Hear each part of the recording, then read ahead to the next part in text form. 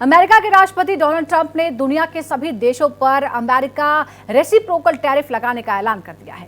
Trump ने साफ कर दिया है कि 2 अप्रैल से वो बढ़ा हुआ टैरिफ लगाने जा रहे हैं। भारत भी टैरिफ वाले देशों की लिस्ट में शामिल है।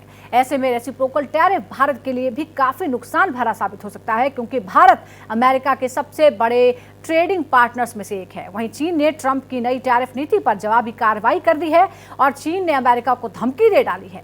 चीन के विदेश मंत्रालय ने कहा है कि अगर अमेरिका युद्ध ही चाहता है तो फिर चाहे वो टैरिफ युद्ध हो या फिर व्यापार युद्ध या किसी और तरह का युद्ध, हम तैयार हैं। ऐसे में ट्रंप की नई टैरिफ नीति से ग्लोबल ट्रेड सिस्टम में अस्थिरता बढ़ सकती है।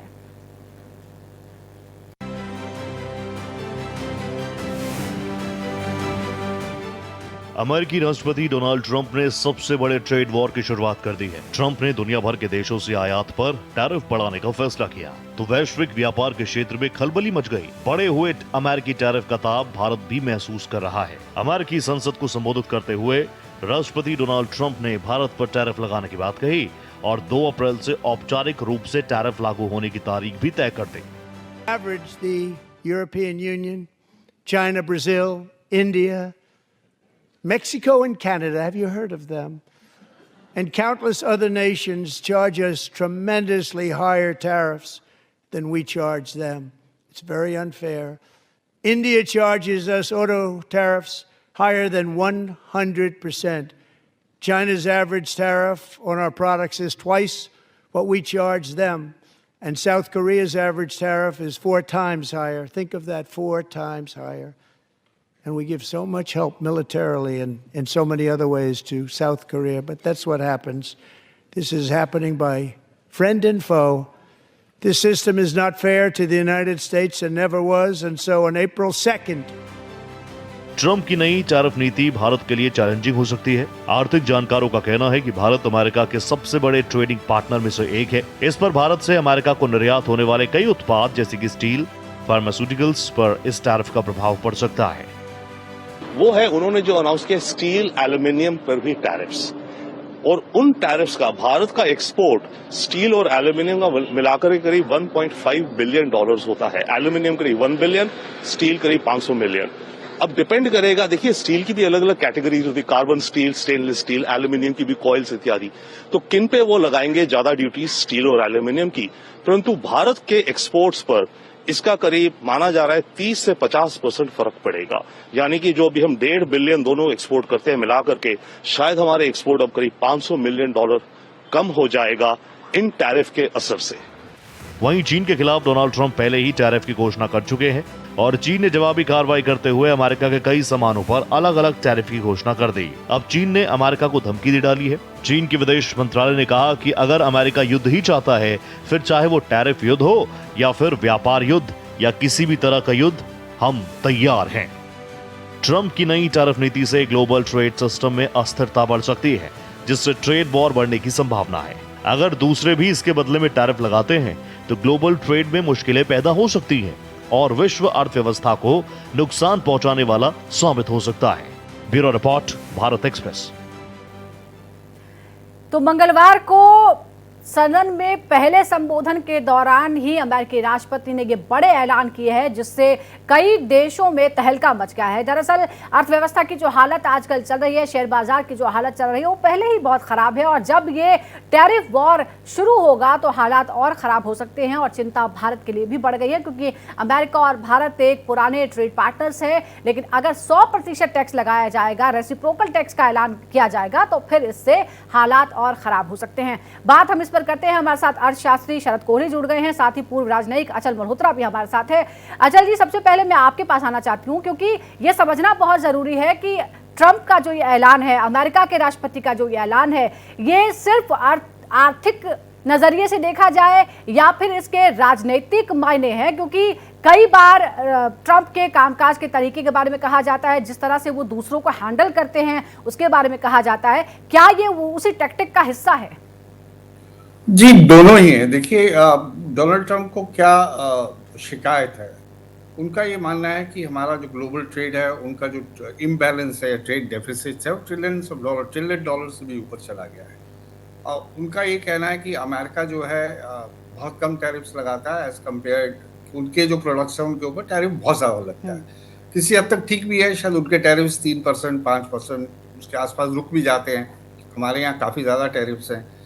तो प्योरली इकोनॉमिक तरीके से एंगल से देखा जाए तो उनकी इन ए वे शिकायत है कि हम भी टैरिफ लगाएंगे एंड हमारे अपना जो रेवेन्यू है उसको बढ़ाएंगे, लेकिन इस पूरे प्रक्रिया में एक बात जो इसके बारे में बात नहीं हो रही है कि अल्टीमेटली इसका असर तो कंज्यूमर पे होगा, अमेरिकन कंज्यूमर पे होगा।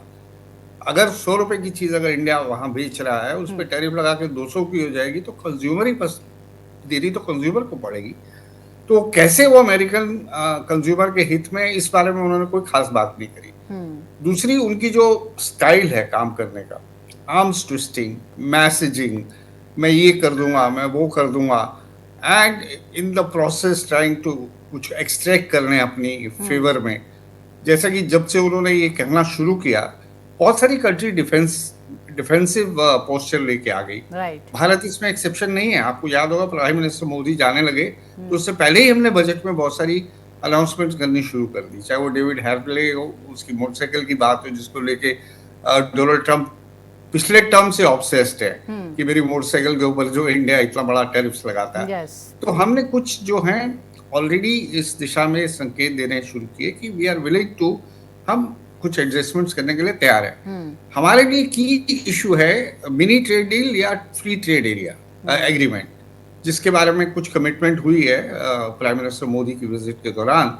और अगर मैं गलत नहीं हूँ तो शायद कॉमर्स मिनिस्टर अभी यूएसए में ही हैं, और कुछ टाइम फ्रेम्स भी सेट किए गए हैं कि with in that time frame हमें एक फ्री ट्रेड एग्रीमेंट कर लेना चाहिए। मैं आपकी बातचीत से जहां तक समझ पाई हूं तो ये अर्थनीति के माध्यम से कूटनीति और राजनीति को प्रभावित करने की जो कोशिश है, और ट्रंप जो हैं वो माहिर माने जाते हैं। जिस तरह से अभी हमने ज़ेलेंस्की के साथ जो उनकी बातचीत है उसमें भी मनोवैज्ञानिक बहुत तरीके देखते हैं कि वो इनका क्या तरीका है, जिस तरह से वो दूसरे को दबाव में ला देते हैं। लेकिन शरद कोहली साहब, मैं आपसे समझना चाहूंगी, मेक अमेरिका ग्रेट अगेन से मेक अमेरिका रिच अगेन तक जो ट्रंप की ये पॉलिसी है, उनके पहले कार्यकाल और दूसरे कार्यकाल में, पहले कार्यकाल में चीन के साथ जिस तरह का टैरिफ वॉर हुआ और दुनिया पर जो प्रभाव पड़ा वो सबने देखा है। लेकिन इस बार सिर्फ चीन नहीं है बल्कि कई देश इसके लपेटे में है, भारत भी है।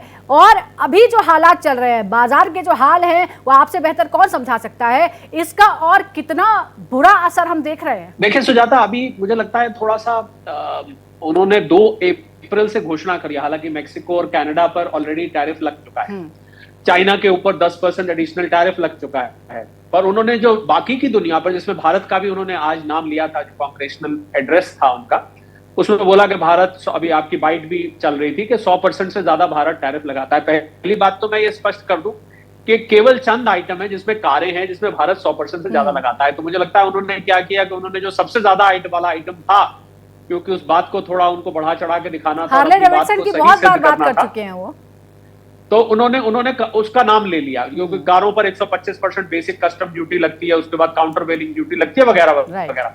पर मैं आपको आज, मुझे लगता है कि भारत एक्सप्रेस के दर्शक ये जानना चाहेंगे कि औसतन कितना टैक्स लगता है, कितना टैरिफ लगता है जब अमेरिका से यहाँ माल आता है।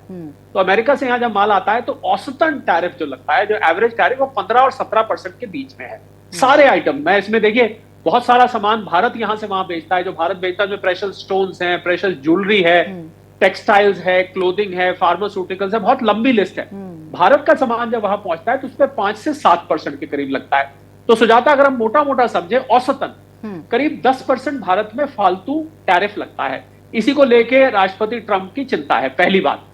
दूसरी बात इसमें समझने वाली यह है, अभी 2 अप्रैल को जब ये रेसिप्रोकल टैरिफ की पॉलिसी आएगी तो उसमें बहुत जरूरी बात जो बहुत सारे लोग मिस कर रहे हैं वो ये है कि मान लीजिए यहां से टेक्सटाइल जाता है और वहां से टेक्सटाइल आता है, तो ऐसा कम होता है कि जो आइटम हम भेज रहे हैं वो आइटम हम मंगा रहे हैं, ऐसा कम होता है पर कम होता है। तो क्या वो आइटम वाइज चलेंगे रेसिप्रोकल टैरिफ में, या वो कुछ कैटेगरीज बना देंगे? एक तो इसमें अभी ये स्पष्ट रूप से सामने आएगा जब ये tariff policy, reciprocal tariff policy सामने आएगी, पहली बात।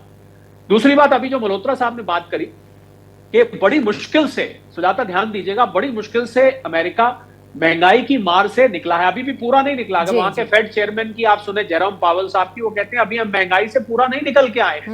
तो ये जब ये टैरिफ लगने शुरू हो जाएंगे तो सारा सामान तो अमेरिका बनाता नहीं है, या तो अमेरिका अपने सारी फैक्ट्रियां लगा ले, उसको कहीं से आयात करने की जरूरत ही ना पड़े। एग्जैक्टली। तो उसको सामान तो मंगाना पड़ेगा। अब सामान मंगाएंगे तो अमेरिकी जनता जो कि मुद्रास्फीति से, इन्फ्लेशन से पहले ही त्रस्त थी, बहुत ज्यादा त्रस्त थी, तो क्या वापस इन्फ्लेशन ट्रंप साहब वहां अफोर्ड कर पाएंगे? बिल्कुल। और क्या शरद वहां जी, की हम जनता इस इन्फ्लेशन जब को ये झेल चुनाव पाएगी? कैंपेन के दौरान ट्रंप ये बातें कह रहे थे, तभी चर्चा हुई थी कि आप आइसोलेशन में नहीं जी रहे हैं, कि आप कुछ करेंगे और उसका आपकी जनता पर कोई असर ना पड़े। वो बार बार ट्रेड इम्बैलेंस की बात करते हैं या इस तरह के टैरिफ की बात करते हैं। रेसिप्रोकल टैरिफ का मतलब क्या समझे? क्या वो कोई बदले की कार्रवाई करना चाहते हैं? और ये बदला अगर होगा तो किस लेवल तक होगा? जैसा आपने कहा कि क्या प्रोडक्ट टू प्रोडक्ट वेरी करेगा, या फिर किस तरह से आगे बढ़ा जाएगा इस पूरे मामले पर?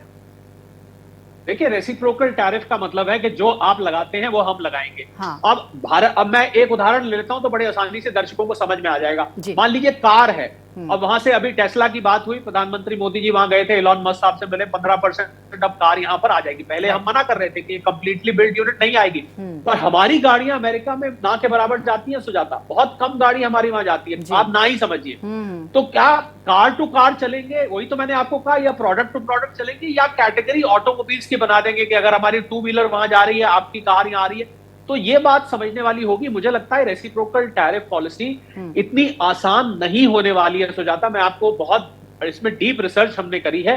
ये जितनी कहने में आसान है उतनी करने में आसान नहीं है, क्योंकि दोनों देशों का स्ट्रक्चर फर्क है, आर्थिक स्ट्रक्चर फर्क है, दोनों देशों की रिक्वायरमेंट फर्क है। और भारत का अभी ट्रेड सरप्लस है अमेरिका से। हम वहां करीब 6 लाख करोड़ का सामान साल का बेचते हैं, वहां से मंगाते हैं हम करीब 3-3.5 लाख करोड़ का। और ट्रंप साहब तो इसको भी बराबर लाने की बात कर रहे हैं। अब ये बराबर कैसे हो सकता है? अमेरिका को जिन चीजों की जरूरत है वहां पर, उसको वो मंगानी पड़ती है। हमें जिन चीजों की जरूरत जितनी होती है हम उतनी मंगाते हैं। राइट। तो ये बराबर आप कहें कि एक ही लेवल पे आ जाए, ये हो नहीं सकता है। मुझे लग रहा है सुजाता, ये जमीनी तौर पर इस पॉलिसी को इंप्लीमेंट कैसे किया जाएगा, ये जितनी सिंपल सुनने में लगती है उतनी ही कॉम्प्लिकेटेड इंप्लीमेंट करने में। और अमेरिका नहीं चाहेगा अपने रिश्ते खराब करने। पहले ही चाइना से उसका ट्रेड वॉर चल रहा है, साउथ ईस्ट एशिया में भारत से भी रिश्ते खराब कर लेगा, ऊपर से अपने यहाँ महंगाई कर लेगा। मुझे तो बिल्कुल यही समझने की कोशिश हो रही है कि आखिर अर्थव्यवस्था के जरिए, अर्थनीति के जरिए कूटनीति और राजनीति को क्या प्रभावित करने की कोशिश ट्रंप कर रहे हैं। और अच्छा सर, मैं आपसे ये फिर से एक बार मैं समझना चाहती हूँ कि यूजुअली हम जो भी हमने पढ़ा है आज तक वो यही है कि अमेरिका की जो पॉलिसी है वो डेमोक्रेट्स और रिपब्लिकन्स के ऑलमोस्ट सेम है।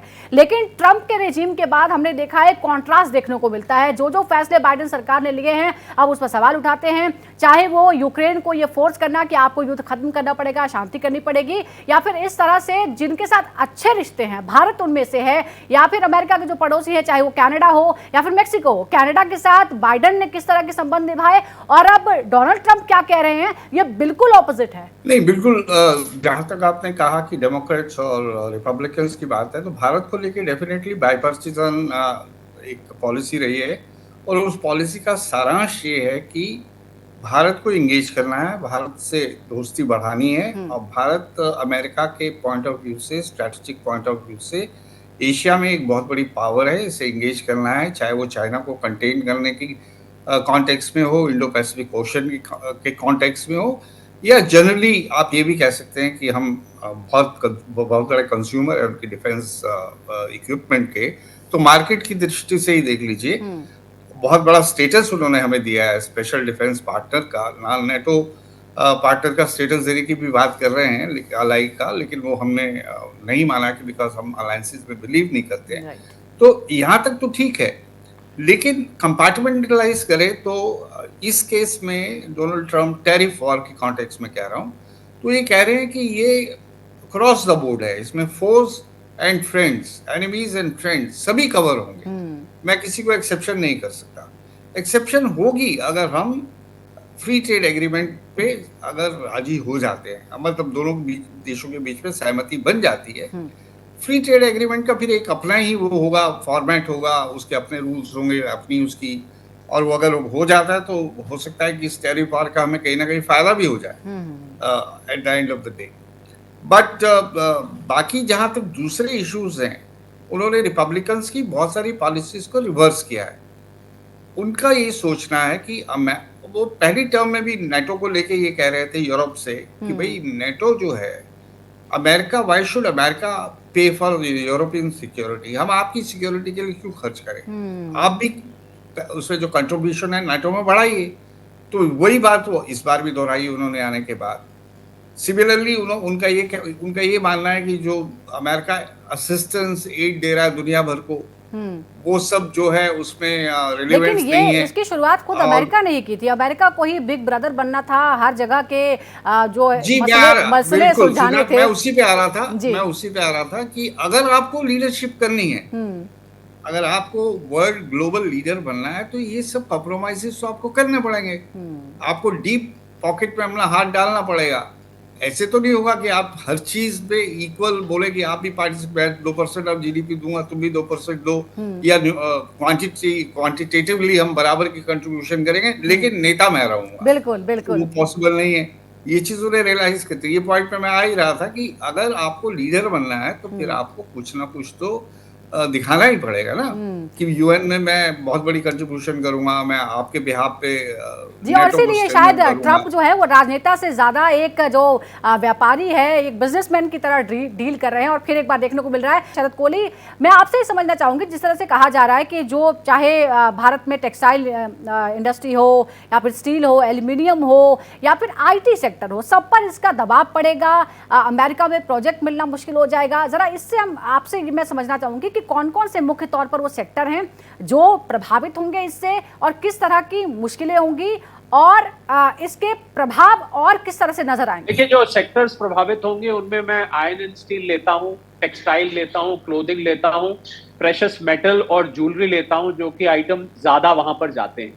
पर अब इसमें देखने वाली बात, मुझे ये सस्टेनेबल इसलिए नहीं लगता सुजाता, मैं आपको रीजन बताता हूं। क्योंकि अमेरिका में फैक्ट्री लगाना, अब मान लीजिए आप यहाँ से कपड़ा जाता है और कपड़े बन के अब अमेरिका में फैक्ट्री लगाना बहुत ही एक्सपेंसिव है। वहाँ लेबर की कॉस्ट बहुत ज्यादा है, लैंड की कॉस्ट बहुत ज्यादा है, एनर्जी की कॉस्ट ज्यादा है, हर चीज महंगी है। तो जब वहां से कपड़ा बन के निकलेगा तो टैरिफ लगने के बाद भी जो अमेरिका में कपड़ा पड़ेगा वो फिर भी महंगा पड़ेगा।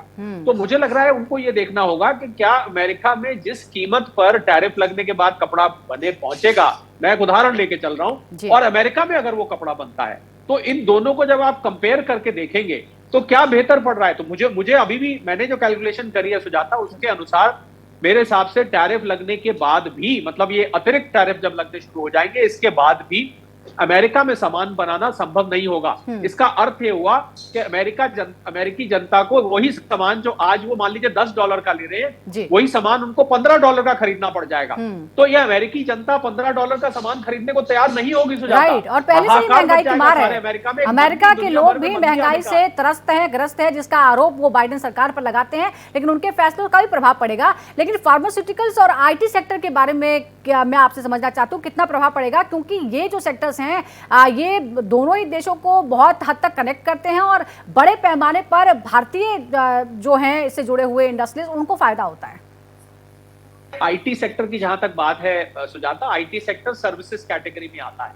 सर्विसेज कैटेगरी को हम एक तरफ रख देते हैं। आपने फार्मास्यूटिकल्स की बात करी, फार्मास्यूटिकल बहुत ही इंपॉर्टेंट सेक्टर, हमारे यहाँ से बहुत सारे जेनरिक ड्रग्स वहां पर जाते हैं, जिसकी और बहुत सारी ब्रांडेड दवाइयां भी वहां पर जाती हैं। और दवाइयां ऐसी चीज है जो कि बेहद जरूरी चीज है और बीमारी में ठीक करने के लिए काम आती है। तो मुझे लगता है कि अगर उन्होंने फार्मास्यूटिकल्स पे भी टैरिफ लगाया तो वहां का हेल्थ केयर महंगा हो जाएगा। अगर हेल्थ केयर महंगा होता है, अमेरिकन हेल्थ केयर को लेकर बहुत सेंसिटिव है, अगर हेल्थ केयर महंगा होता है, मुझे अभी भी पूरा यकीन है सुजाता कि ये सब सुनने में अमेरिकन पार्लियामेंट में बहुत अच्छा लग रहा था, अमेरिका जनता भी और लोग भी वहां बार बार ताली बजा रहे थे, पर जमीनी तौर पे इसका असर अप्रैल के आखिर तक आपको दिखने लग जाएगा। और ये धीरे धीरे ये महंगाई जैसे जैसे रिसती जाएगी अमेरिकी अर्थव्यवस्था में, आपको वहां पर समस्या आनी। और मुझे पूरा यकीन है कि ट्रंप साहब इसलिए भी जाने जाते हैं कि कई बार वो पहले बात बोल देते हैं, उसके बाद बात को वापस ले लेते हैं। आपको याद होगा उन्होंने पेंटागन के कुछ जनरल्स को निकाला, उसके बाद उन्हें ध्यान आया कि ये तो न्यूक्लियर फैसिलिटी हैंडल करते थे, उनको इन्होंने फिर वापस रख लिया। तो ट्रंप साहब फैसले वापस लेने के लिए भी जाने जाते हैं। फेडरल कर्मचारियों को भी निकालने का उन्होंने ऐलान किया है, जिसके बाद प्रदर्शन भी शुरू हो गए हैं। लेकिन अचल सर, मैं आपसे ये समझना चाहती हूँ कि जिस तरह से शरद कोहली कह रहे हैं कि ये सस्टेनेबल नहीं है, उन्होंने कह दिया है, तो make America great again, make America rich again का ये जो नारा है, क्या इसे ज्यादातर एक ऐसी बात समझे कि शायद उन्होंने जो ऐलान किए हैं और पहली बार चुनने के बाद वो संसद में बोल रहे थे, तो क्या ये राजनीतिक और एक तरह से एक माहौल बनाने वाला नारा है, या फिर वाकई वो इस पर काम करेंगे, या फिर उन्होंने वाकई इस पर विचार किया है कि वो ऐसा करने वाले हैं? देखिए, मेक अमेरिका ग्रेट अगेन तो उनके पहली बार का भी नारा था, कोई इस बार पहली बार नहीं दिया उन्होंने नारा। बात यह है कि 43 डेज जो उन्हें आए हुए हैं सरकार में, और उससे पहले जितने उन्होंने ऐलान किए थे, तो आप समझ लीजिए कि एक किस्म से वो, उसके बाद इन्होंने बहुत सारे एग्जीक्यूटिव ऑर्डर्स दिए, आने वाले वक्त में जो इनकी इंटेंशंस है, तो वो संसद के सामने ही वाज ट्राइंग टू रैशनलाइज कि मैं ये कर रहा हूँ तो क्यों कर रहा हूँ। जैसे टैरिफ्स को लीजिए, क्योंकि हम टैरिफ्स के बारे में बात कर रहे हैं, तो वो मैसेज ये देना चाहते हैं अपनी पॉपुलेशन को कि देखिए इससे हमारा कितना ज़्यादा रेवेन्यू बढ़ेगा। तो मैं रेवेन्यू बढ़ाने की बात कर रहा हूँ। अभी उन्होंने इन्फ्लेशन की बात नहीं करी, जिसके बारे में लोग पूछेंगे उनसे सवाल, आप रेवेन्यू तो बढ़ा देंगे, फिर इन्फ्लेशन का क्या होगा। दूसरा, वो हर उस मुद्दे को बता रहे हैं कि जिसके ऊपर उन्होंने एक्शन लेने शुरू कर दिए। जो वो इमिग्रेशन की बात करते हैं, तो अब वो कहते हैं देखिए अब मैं ये सब कंट्रोल में हो जाएगा, ये जो नशेड़ी हैं, फालतू के लोग हैं जो हमारी सोसाइटी पे बर्डन बने हुए हैं, ये सब चले जाएंगे। तो वो बेसिकली 43 दिनों में जो उन्होंने एक्शंस लिए हैं या आने वाले समय में जो लेना चाहते हैं, तो उसका एक लेखा जोखा अपनी जॉइंट उसमें कांग्रेस के सेशन में वो सामने रख रहे थे, और थ्रू दैट सेशन तो आम जो वहाँ अमेरिकन सिटीजन है उसको ही बता रहे थे कि मैं इस लाइन्स पे चल रहा हूँ और क्यों कर रहा हूँ। मैं ऐसे खाली ऐसे ही, मतलब ये नहीं समझ लीजिए कि मैं ऐसे ही आउट ऑफ हेड बात कर रहा हूँ। इसके पीछे मेरा ये लॉजिक है। एड असिस्टेंस जो उन्होंने कहा मैं वापस ले रहा हूँ, क्यों ले रहा हूँ, वो अब कुछ लोग क्वेश्चन कर रहे हैं कि ये गलत कोट किया उन्होंने, बहुत सारी गलत बातें भी बोल रहे हैं। उनका ये कहना कि कोई 100 साल से ऊपर हो गया है, वो मर चुका है, लेकिन फिर भी वो सोशल सिक्योरिटी ले रहा है। बिल्कुल, वो सब मैंने बंद इसके करा अलावा दिया। बहुत सारे, और चाहे WHO की बात हो या फिर पिछले पेरिस कन्वेंशन से वो बाहर हो गए थे, बहुत सारे ऐसे फैसले लिए जो शायद खुद अमेरिका की पहल पर थे या फिर जो एक वैश्विक कल्याण को लेकर शुरू किए गए थे, और अब अमेरिका ये कह रहा है कि पहले हमें अपना देश देखना है। लेकिन ये भी मैं आपसे समझना चाहती हूँ कि इससे भारत के लिए क्या प्रभाव है कूटनीति के आधार पर, क्योंकि अमेरिका एक बहुत ही प्रबल सहयोगी रहा है, हर मौके पर साथ रहा है। लेकिन क्या आप भारत के लिए यूरोप की तरफ और ज्यादा देखना या यूरोपीय देशों के साथ और मजबूत संबंध बनाने का जो दौर है वो अमेरिका की वजह से हम देख रहे हैं? नहीं, वो देखिए बात यह है कि यूरोपियन यूनियन के साथ हमारी स्ट्रैटेजिक पार्टनरशिप काफी पुरानी है और काफी समय से हम इस दिशा में काम कर रहे थे। इनफैक्ट हम नहीं देख रहे यूरोप की तरफ, अब यूरोपियन यूनियन में एक अर्जेंसी दिखाई दे रही है कि अमेरिका की इन पॉलिसीज के चलते हुए हमें इंडिया को एंगेज करना चाहिए। आपने देखा यूरोपियन कमिश्नर आई थी और प्रेसिडेंट आई थी, और अब कितने 25 या 20 कमिश्नर लेके अनप्रेसिडेंटेड साइज ऑफ डेलीगेशन, और अब सब उन्हें अर्जेंसी हो रही है कि फ्री ट्रेड एग्रीमेंट किया जाए। ये कई दिनों से, कई सालों से ये खटाई में पड़ा हुआ है, छोटी छोटी बातों को लेके, इन्वेस्टमेंट प्रोटेक्शन की बात को लेके। तो अब अर्जेंसी यूरोप को दिखाई दे रही है, उन्हें निराशा हुई है अमेरिका की तरफ से। हमारे लिए ज्यादा निराशा की बात नहीं है, हमारे लिए एक बस सिर्फ टैरिफ सेक्शन को छोड़कर मुझे नहीं लगता कि हमारे रिश्तों का जो कैनवस इतना बड़ा है उसमें कोई भी दूसरा एरिया है जो इससे इम्पैक्ट होने वाला है। राइट। लेकिन कुछ नए इक्वेशन जो हैं वो वैश्विक स्तर पर बनते हुए जरूर नजर आ सकते हैं, क्योंकि अर्थव्यवस्था जो है कहीं ना कहीं अर्थनीति ही राजनीति और कूटनीति को ड्राइव कर रही है फिलहाल जो ये जिस दौर में हम जी रहे हैं। देखते हैं कि 2 अप्रैल को किस तरह से इस पर कार्रवाई की जाती है, और जैसा कि शरद कोहली कह रहे हैं कि ये बहुत ज़्यादा लंबे समय तक चलने वाला नहीं है, वेल थॉट आइडिया ये नहीं है, क्योंकि इससे नुकसान जो है ये अमेरिका की जनता को ही ज़्यादा होगा। आप अमेरिका को रिच ज़रूर बनाना चाहते हैं, लेकिन महंगाई का सामना फिर उन्हें को ही करना पड़ेगा। बहुत बहुत शुक्रिया आपका शरद कोहली जी, और साथ ही अचल मल्होत्रा जी, आपका बहुत बहुत शुक्रिया।